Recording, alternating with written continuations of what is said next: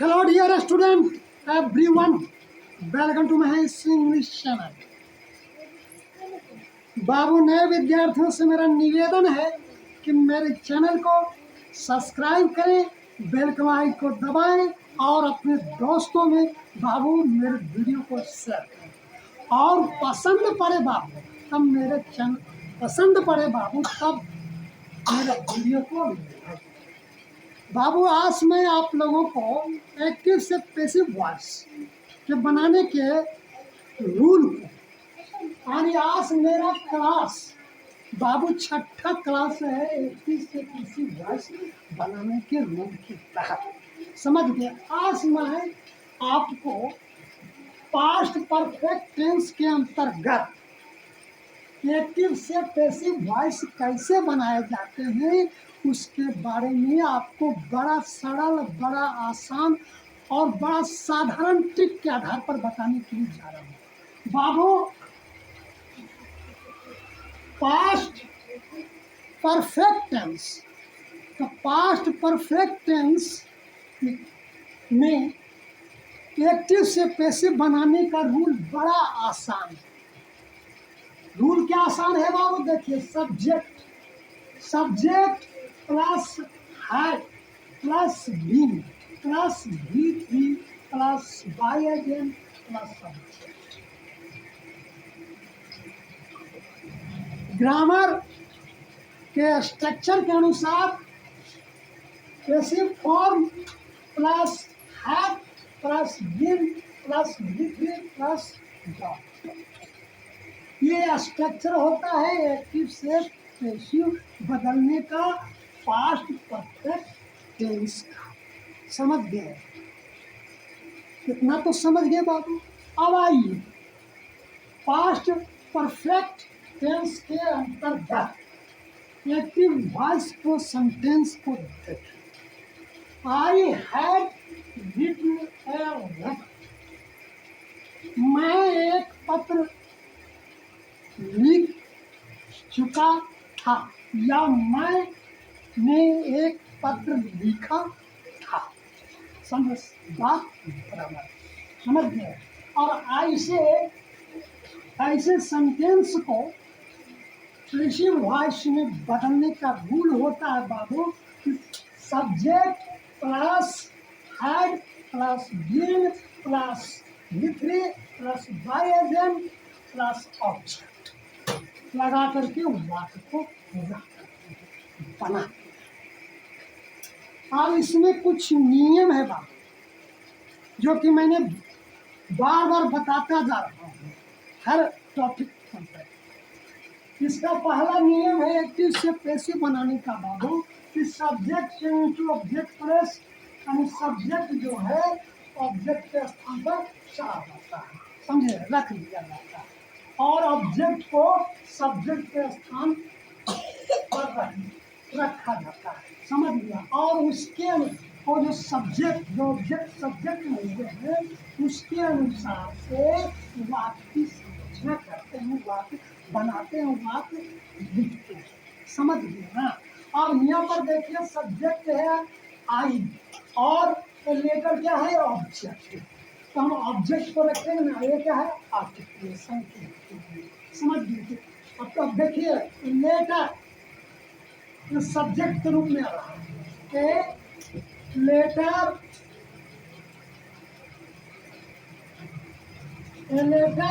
है बाबू। Passive form में इस सेंटेंस के अंतर्गत यानी पास्ट परफेक्ट टेंस के सेंटेंस के अंतर्गत अगर सब्जेक्ट सिंगुलर है, अगर सब्जेक्ट प्लूरल है, यानी दोनों में क्या हो, दोनों स्थिति में हैड का प्रयोग ही होंगे, समझ गए। इसमें जुड़ी भव का परिवर्तन नहीं होता, समझ गए। और सिर्फ क्या होता है बिन का प्रयोग किया जाता है, उसके बाद क्या होता है बिन का प्रयोग, बिन। अब प्लस जो मेन भर्व जो मतलब मेन भर्व तो में है नहीं है ना, ये क्या है कि भर्व का तीसरा रूप में है, तो इसको ज्यों का त्यों बाबू हम उतार दें, समझ गए। तो रिटन अब बाई एजेंट, यानी अब जब बाई एजेंट का प्रयोग करेंगे, जब बाई एजेंट और subject change to object plus object के स्थान पर आएगा आई, तो मीनिंग हो जाएगा, समझ गए। यहाँ पर ध्यान दीजिए बाबू कि I had written a letter, समझे। ये जो है एक्टिव वॉइस के अंतर्गत सेंटेंस है, पैसिव वॉइस में जब बना हुआ तो ये letter had been written by me, पत्र मेरे द्वारा लिखा गया था, समझ गए। ये सेंटेंस हुआ ना। अब इसमें एक चीज ध्यान देना कि सब्जेक्ट अगर आई है, समझे, और ऑब्जेक्ट के स्थान पर जाता है तो मी हो जाता है। अगर ऑब्जेक्ट मी है, समझे, और सब्जेक्ट के स्थान पर जाएगा बाबू तो आई हो जाता है, समझ गए। बी अगर सब्जेक्ट है तो ऑब्जेक्ट के स्थान पर जाएगा तो अस हो जाता है, समझ गए। और असब्जेक्ट है और सब्जेक्ट के स्थान पर जाएगा तो बी हो जाएगा। यू दोनों अवस्था में समान रहता है। भी अगर रहेगा बाबू सब्जेक्ट और ऑब्जेक्ट के स्थान पर जाएगा तो हिम हो जाएगा, समझ गए। और हिम ऑब्जेक्ट है और सब्जेक्ट के स्थान पर जाएगा तो ही हो जाएगा। सी अगर सब्जेक्ट है ऑब्जेक्ट के स्थान पर जाएगा तो हर हो जाएगा। हर ऑब्जेक्ट है और सब्जेक्ट के स्थान पर जाएगा तो सी हो जाएगा, समझ गए। दे सब्जेक्ट है और ऑब्जेक्ट के स्थान पर जाएगा तो देम हो जाएगा, समझ गए। और देम ऑब्जेक्ट है और सब्जेक्ट के स्थान पर जाएगा तो दे हो जाएगा, समझ गए ना। और इट की अवस्था दोनों अवस्था में समान रहता है, समझ गए ना। अब आइए कुछ नियम और जो कि ओमिट कर दिया जाता है।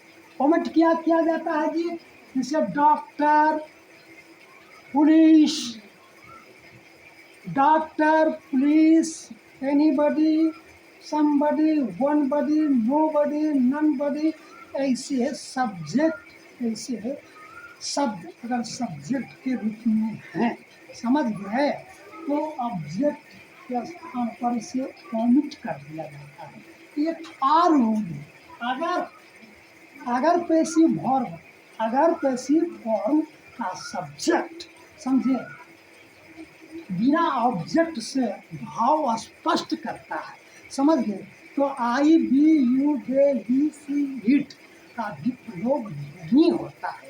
ये हमेशा याद रखेंगे, ये रूल क्या ये है कि अगर पैसिव फॉर्म का सब्जेक्ट, अगर पैसिव फॉर्म का सेंटेंस, अगर पैसिव फॉर्म का सेंटेंस पूर्ण आशय या फिर पूर्ण वाक्य स्पष्ट कर देता है तो उसमें बाई एजेंट के बाद ऑब्जेक्ट की जरूरत नहीं होती है, समझ गए। बाई एजेंट की जरूरत नहीं किया जाता है, नहीं लगाया जाता है, समझ गए ना। अब चलिए सेंटेंस पर। He had informed the police. अब देखिए he had informed the police, उसने पुलिस को सूचित किया, उसने पुलिस को सूचना दिया था, समझे। इन्फॉर्मेशन होता है सूचना देना, समझे। अब यहाँ पर देखिए क्या है, subject into object plus object into subject. अब जब पुलिस क्या है, ये ऑब्जेक्ट है, तो सब्जेक्ट के स्थान पर रखेंगे पैसिव फॉर्म बनाने में, समझ गए। क्या लिखेंगे,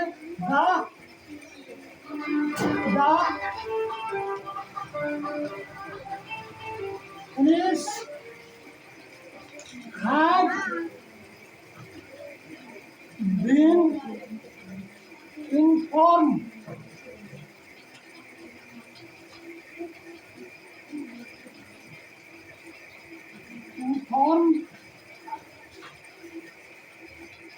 by whom। एक्टिव वॉइस में sentence he had informed the police, उसने पुलिस को सूचना दिया था, समझे, या उसने पुलिस को सूचित किया था, समझे। तो the police had been informed by him, police को उसके द्वारा सूचित किया गया था, समझ गए। ओके। अब तीसरा सेंटेंस है, somebody has stolen my umbrella, किसी ने मेरी अम्ब्रेला चुरा ली थी, समझ गए। somebody, किसी ने मेरी चुरा ली थी, किसी ने मेरी छाता चुरा ली थी, या किसी ने मेरा छाता चुरा लिया था, बात बराबर, समझ गए। अब देखिए इसमें क्या होगा, ये जो है माई अम्ब्रेला, माई अम्ब्रेला क्या हो जाएगा, ये सब्जेक्ट का जाएगा ना। तो माई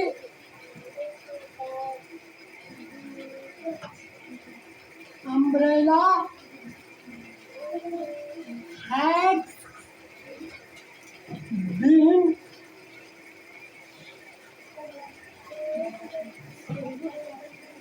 stolen। अब देखिए my umbrella had been stolen, sentence पूरा हो रहा बाबू। इसमें जो है नोबडी, समबडी जो बताए थे आपको, समबडी के जो है इसको कमिट हो जाता है, सेंटेंस में क्या होता है अपने आप में। इसका कहने का आशय जो है पूर्ण हो रहा है। My umbrella had been stolen, मेरी छाता चुरा ली गई थी, समझ गए। अब यहाँ पर जो बोले थे आपको सम वन से बड़ी वन बड़ी नो वन, ऐसा जो सब्जेक्ट में वर्ड रहेंगे उनको क्या कर दिया जाता है, कॉमिट कर दिया जाता है, हटा दिया जाता है, इसको नहीं रखा जाता है, समझ गए, नहीं लिखा जाता है और स्थान पर, समझ गए। अब चौथा है दे हैड बॉर्न अगेन। अब देखिए यहाँ पर जो है दे क्या है, ये सब्जेक्ट और ऑब्जेक्ट क्या है, ये अस है ना। तो अस है तो जो सब्जेक्ट के स्थान पर हो जाएगा क्या हो जाएगा जी, बी हो जाएगा। बी हैड बीन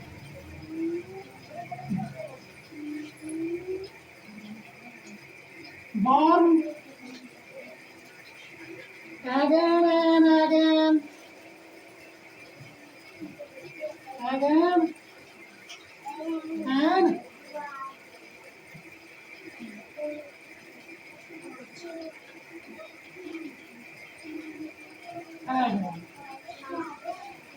अब देखिए यहाँ पर जो दे है तो दे लुक होगा, they had been born us again and again, समझे। दे हम लोगों को बार बार चेतावनी दिए थे, समझे, बार बार चेतावनी दिए थे, तो we had been warned again, हम लोगों को चेतावनी बार बार दी गई थी, सेंटेंस पूरा हो रहा है। इसलिए जो ये है सब्जेक्ट को के स्थान पर नहीं लिखा जाएगा, अगर लिख देंगे बाबू तो गलत हो जाएगा, समझ गए। अब है नोबडी, सॉरी, उसके बाद है Ram had complete the work. अब देखिए द वर्क जो है ये ऑब्जेक्ट है, ऑब्जेक्ट सब्जेक्ट का स्थान पर जाएगा, क्या हो जाएगा, इसका नाम का परिवर्तन नहीं होता है, समझ गए। द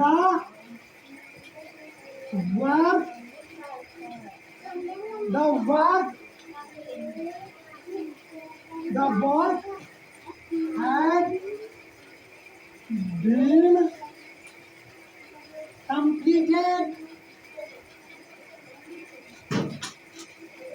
completed by, अब ये देखिए सेंटेंस है फर्स्ट में कि Ram had complete the work, Ram ने अपना काम पूरा कर दिया था, समझ गए। अब यहाँ देखिए ये एक्टिव वॉइस में है, तो इसमें जब बनेगा the work had been completed, समझे, बाय राम, काम राम के द्वारा पूरा कर लिया गया था, समझ गए ना। अब छठा है no, nobody had done anything, और यहाँ पर क्या होगा जी, सब्जेक्ट, सब्जेक्ट हो जाएगा एनीथिंग, एनीथिंग सब्जेक्ट होगा, एनी,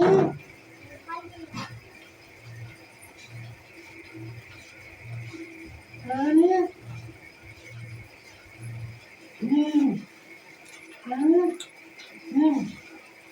कोई, जैसे none, nobody, nobody had done, nobody had done anything, समझे, तो anything क्या होगा, subject, anything had not been done,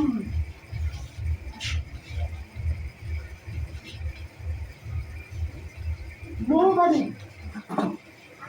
nobody had done anything, कोई नहीं कुछ किया था, कोई नहीं कुछ किया था, और इसका जब हम बनाएंगे पैसिव फॉर्म में होगा, तो anything had not been done, इसमें जो है नोबडी को मुक्त कर दिया। जय हिंद।